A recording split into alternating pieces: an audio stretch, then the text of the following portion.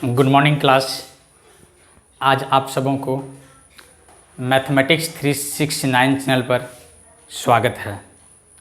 इस चैनल पे math class 10th, 11th and 12th से संबंधित जो भी चैप्टर के वीडियो है सभी वीडियो शूट करके निःशुल्क आपको देखने के लिए इस चैनल पर मिलेगा और सभी वीडियो एक सीक्वेंस में रहेगा। ये पूरा कोशिश किया जाएगा। किसी भी वीडियो लेक्चर को देखने के लिए आपको भटकना न पड़े इस चैनल पे और एक सीक्वेंस में आपको डाल दिया जाएगा, प्लेलिस्ट में डाल देंगे। ठीक है, तो आज हम लोग क्लास 12th का पहला चैप्टर डिस्कस करेंगे। जो क्लास 12th का पहला चैप्टर का नाम है relation and function. Relations and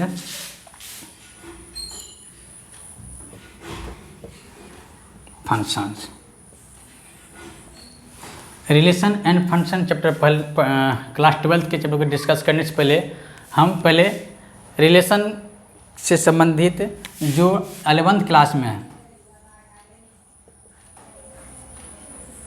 11th class में जो पढ़े थे उसको पहले हम रिकॉल कर देना ज़्यादा बेहतर समझते हैं, ताकि आपका 12th क्लास का जो अंडरस्टैंडिंग है बेहतरीन से बेहतरीन बना रहे और इनके कंसेप्ट को आप अच्छे तरह से समझ सकें। इसके लिए मैं पहले क्लास 11th का जो बेसिक वर्ड है, टर्म है, उनको हम समझा देते हैं।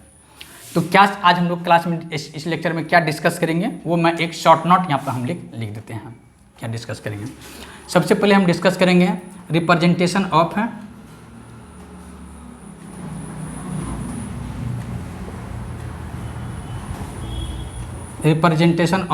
रिलेशन। रिलेशन को रिप्रेजेंट कैसे करते हैं। उसके बाद थोड़ी सी सेट के बारे में भी चर्चा कर देंगे। नेक्स्ट प्री इमेज,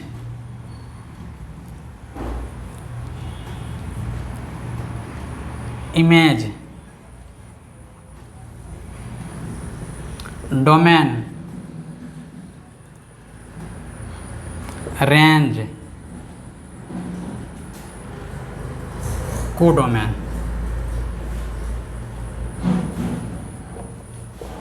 ये बेसिक वर्ड है जो हम क्लास 11th में भी पढ़े थे, लेकिन हम आज 12th क्लास की रिलेशन टाइप्स स्टार्ट करने से पहले इसको डिस्कस कर लेंगे, ताकि आपका अंडरस्टैंडिंग बेहतर बना रहे, आपको चैप्टर से डर ना लगे।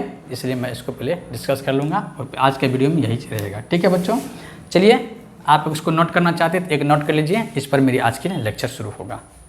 चलिए स्टार्ट करते हैं।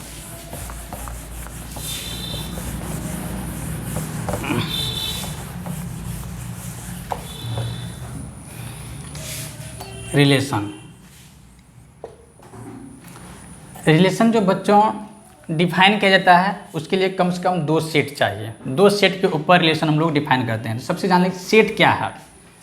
सेट तो ऐसे बहुत 3 तरह से रिप्रेजेंट करते हैं, लेकिन जो काम की चीज़ है उन पे हम डिस्कस कर लेते हैं। तो सेट आपको इस शक्ल के अगर आपको दिखे, ओवल टाइप के दिखे और इसमें कुछ नंबर लिखा हो 1 2 3 4 ऐसे टाइप के देखिए, और लिखा रहे ABCD या इस टाइप के लिखा रहे अमर, पिंटू, चिंटू, इस तरह का अगर आकार में अगर देखे आपको, उसके अंदर एलिमेंट लिखा हो या कोई नंबर लिखा हो या कोई किसी का नाम लिखा हो, तो समझ जाइए आप कि वह सेट का रिप्रेजेंटेशन है। नाम दीजिए, ये A है, ये B है और ये C है। तो सेट का रिप्रेजेंट बच्चों इस तरह से होता है। इस शक्ल का अगर आपको दिखे तो समझिए वो क्या है, सेट है। ठीक है ना, ये इसको कहते हैं विजुअल फॉर्म कहते हैं। सेट का रिप्रेजेंटेशन कैसा हुआ, ये विजुअल रिप्रेजेंटेशन हुआ सेट का। ये विजुअल रिप्रेजेंटेशन ये सेट का हो गया। ठीक है, तो सेट को हम लोग इस तरह से दिखाते हैं। सेट के अंदर में कोई भी एलिमेंट रिपीट नहीं होनी चाहिए, ये बात को पूरी ख्याल रखना चाहिए, रखा जाता है। और क्या कहते हैं, वह ओवल टाइप के में होते हैं, उसमें एलिमेंट लिखे हुए होते हैं।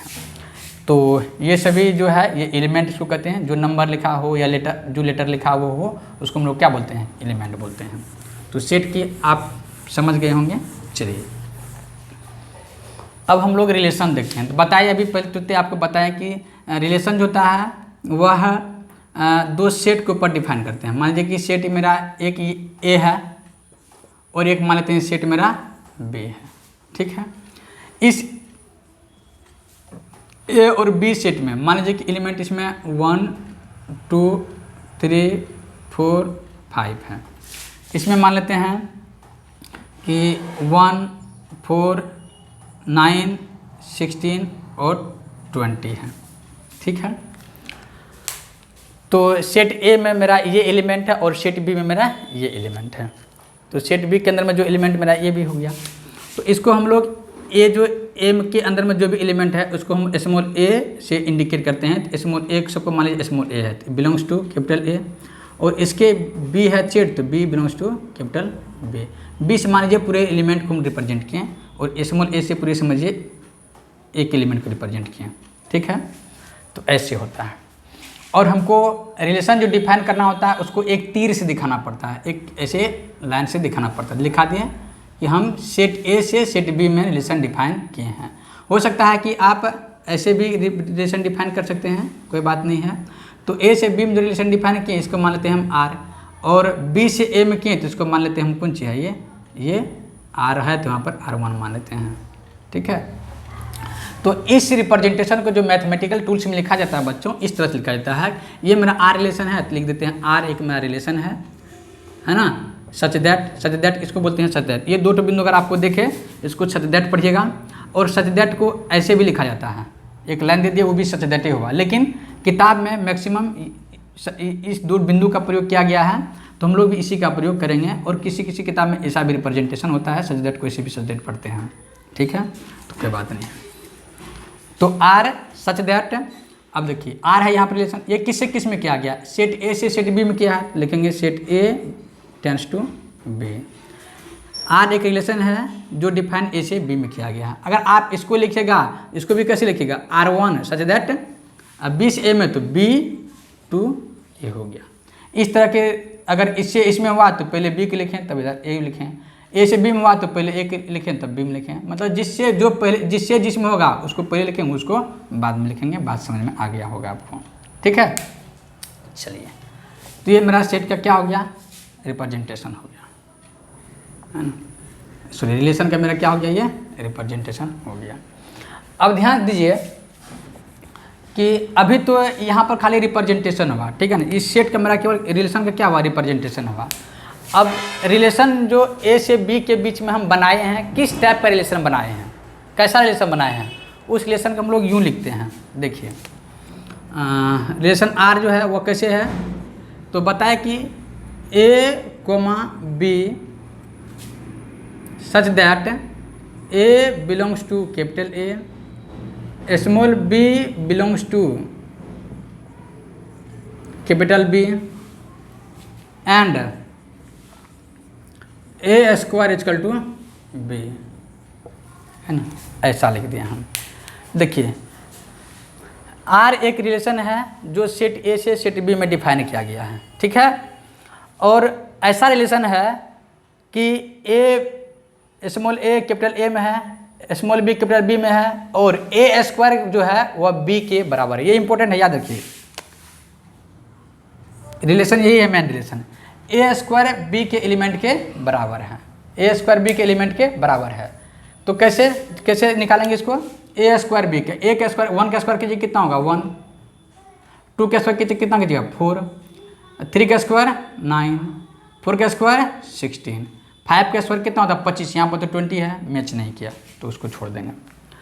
तो यहाँ पर जो रिलेशन लिखे थे, इस रिलेशन से मैंने क्या किया, एक मैपिंग कर दिया। क्या कर दिया, मैपिंग कर दिया। मतलब कि ए का ए से जो हम रिलेटेड कर दिए, इस रिलेटेड को क्या कहते हैं बच्चों, मैपिंग कहते हैं। क्या कहते हैं, मैपिंग कहते हैं।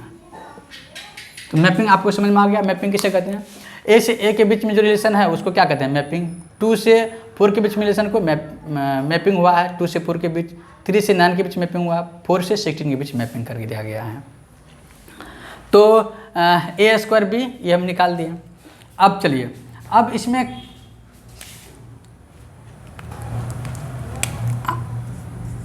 आर कौन कौन एलिमेंट के साथ किसका मैपिंग है, 1 का मैपिंग 1 के साथ है, तो लिखिए 1,1। अब चलिए 2 का किससे है, 4 के साथ, उसके बाद 3 का 9 के साथ, 4 का 16 के साथ, है ना। तो देखिए ये आर भी एक रिलेशन है, ये भी रिलेशन है, तो खाली क्या है इसमें, क्या है इसमें जो इन्फॉर्मेशन है सेट ए और बी का जो इन्फॉर्मेशन है क्या है, छिपा हुआ है, क्या है छिपा हुआ है। लेकिन इसी इन्फॉर्मेशन को जो हम डिकोड करके यहाँ पर जो लिखे हैं ये क्या हो गया, अब विजुअल में आ गया, मतलब दिखने लगा, क्या होने लगा, दिखने लगा। ओ ए का ए के साथ में है, 2 का 4 के साथ में है, 3 का 9 के साथ में है, 4 का 16 के साथ मैपिंग किया हुआ है, तो ये दिखने लगा।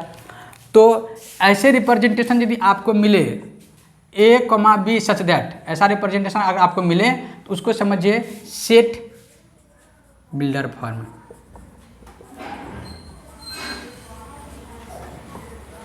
समझ में आया बात। और ऐसा रिप्रेजेंट अगर आपको मिले इसको कहते हैं रोस्टर फॉर्म कहते हैं, ठीक है ना। और ऐसा जो हम मैपिंग जो करवा दिए ऐसे फॉर्म को क्या कहते हैं, विजुअल फॉर्म, विजुअल फॉर्म। तो आपको तीनों चीज़ समझ में आ गया होगा कि विजुअल फॉर्म क्या होता है, सेट बिल्डर फॉर्म क्या होता है और रोस्टर फॉर्म क्या होता है। देखिए हर मैक्सिमम किताब में सेट बिल्डर फॉर्म का मैक्सिमम यूज किया गया है। इसमें क्या होता है कि एलिमेंट या डाटा जो होता है वह छिपा हुआ रहता है, इसको छुपा स्तंभ भी कहते हैं। ऐसे कोई हार्ड नहीं है लिखा हुआ कहीं, लेकिन हमको लगता है कि छुपा स्तंभ है। इसके अंदर में क्या कहता है, डाटा को अपने अंदर में छिपा करके रखता है ना, और हमको अंडरस्टूड करके इससे डाटा को निकाल करके रोस्टर फॉर्म में या विजुअल फॉर्म में दिखाना पड़ता है। तो ये अगर आपका इसमें अंडरस्टैंडिंग बढ़िया हो जाता है तो मैं समझता हूँ आपका रिलेशन एंड फंक्शन चैप्टर में आपका पकड़ थोड़ी बहुत अच्छी हो जाएगी। तो आप देख लीजिए सेट बिल्डर फॉर्म क्या होता है, रोस्टर फॉर्म क्या होता है और विजुअल फॉर्म क्या होता है, दिखा भी दिए आपको। तो और मैपिंग क्या होता है, ए का 1 से रिलेटेड है तो 1 का मैपिंग है, 2 4 से रिलेटेड है तो 2 का 4 से मैपिंग है, 3 9 से रिलेटेड है 3 का मैपिंग 9 से है, 4 16 से रिलेटेड है 4 का मैपिंग 16 से है, कोई दिक्कत नहीं है। चलिए अब हम लोग देखते हैं इसमें कि इमेज किसे कहेंगे, इमेज के बारे में जानते हैं और प्री इमेज के बारे में जानते हैं। तो सेट ए के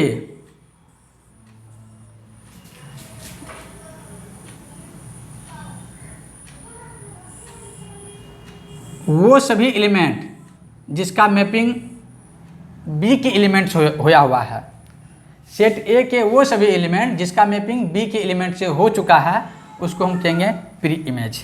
तो प्री इमेज भी आप समझ में आ गए होंगे, प्री इमेज, प्री इमेज आपको समझ में आ गया। प्री इमेज क्या होता है, सेट ए का वह एलिमेंट जिसका मैपिंग बी के एलिमेंट के साथ हो चुका है उसको क्या बोलेंगे, प्री इमेज। प्री इमेज में 5 काउंटिंग नहीं होगा, क्यों नहीं होगा, क्योंकि इसका इमेज बी में नहीं बना हुआ है। तो प्री इमेज में क्या आ गया, कौन एलिमेंट होगा, 1 होगा, 2 होगा, 3 होगा और 4 होगा। ये मेरा क्या हो गया, प्री इमेज हो गया। अब चलिए सेट ए का मैपिंग बी के जिस एलिमेंट में हो चुका है उसको हम लोग क्या बोलेंगे, उसको बोलेंगे बच्चों इमेज बोलेंगे। क्या बोलेंगे, इमेज बोलेंगे। इसको क्या बोलेंगे, इमेज, इमेजेज बोलेंगे, इमेजेज। इमेज में कौन कौन सब आ जाएगा, 1 आ जाएगा, 4 आ जाएगा, 9 और 16 आ जाएगा। इसमें बच्चों 20 नहीं आएगा क्योंकि 20 का मैपिंग नहीं हुआ है। तो प्री इमेज समझ में आ गया आपको और इमेज भी आपको समझ में आ गया। अब हम लोग चलते हैं डोमेन किसे कहते हैं, डोमेन किस एलिमेंट को कहते हैं, जिसका प्री इमेज है वही क्या कहलाएगा, डोमेन कहलाएगा। तो डोमेन क्या हो जाएगा, DO, डोमेन क्या हो जाएगा, set of pre images, set of pre images क्या हो, 1 2 3 और 4, ये मेरा क्या हो गया, डोमेन हो गया। सेट ऑफ प्री इमेजेज को क्या बोलेंगे, डोमेन बोलेंगे, कोई दिक्कत नहीं है। अच्छा चलिए रेंज किसे कहेंगे बच्चों, रेंज क्या होगा, सेट ऑफ इमेजेज, सेट जो इमेज का जो सेट होगा वो क्या कहलाएगा, रेंज कहलाएगा।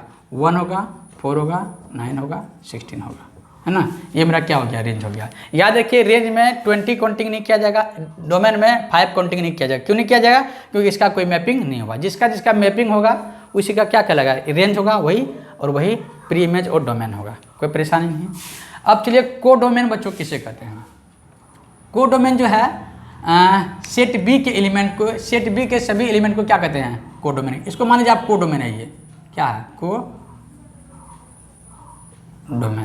सेट बी के सभी एलिमेंट को क्या बोलते हैं बच्चों? कोडोमेन कहेंगे। क्या हो जाएगा?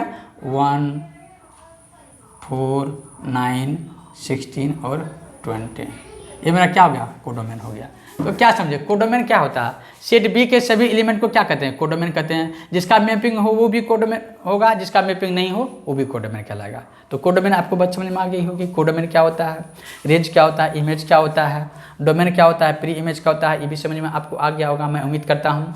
तो चलिए एक बार इसको हम पूरी तरह से रिविज़न करवा देते हैं कि क्या क्या चीज़ इसमें हम सीखे हैं, जानना चाह रहे हैं।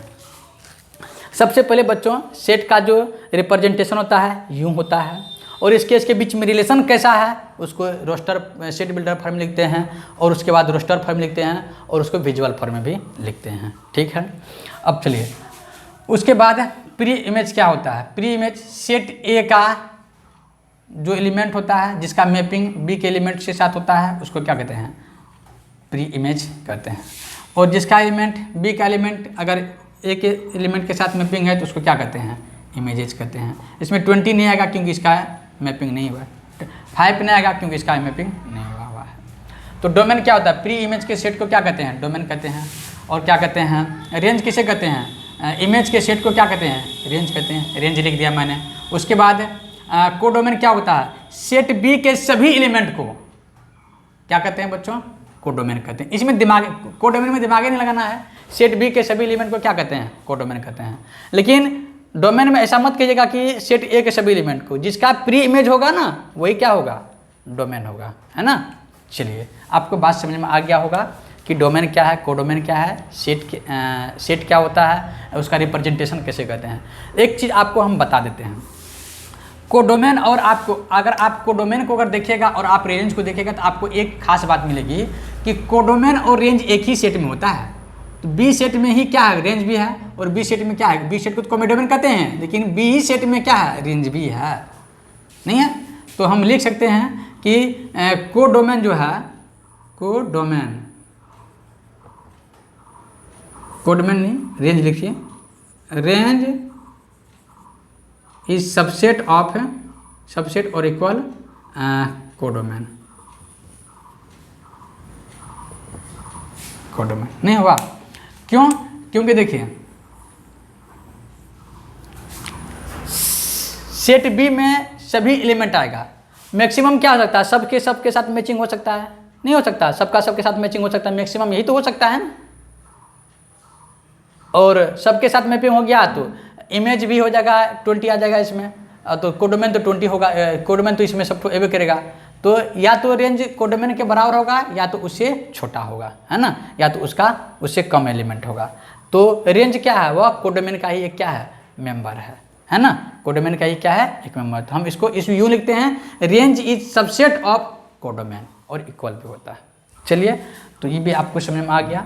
चलिए एक समराइज हम कर देते हैं बच्चों। आज का लेक्चर में हम लोग रिलेशन से संबंधित जो मेन वर्ड था उस वर्ड को मैंने डिफाइन किया है और समझाने की कोशिश की है।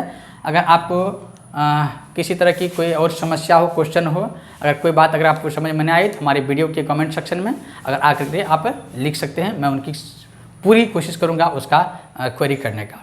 चलिए एक बार हम लोग समराइज कर लेते हैं।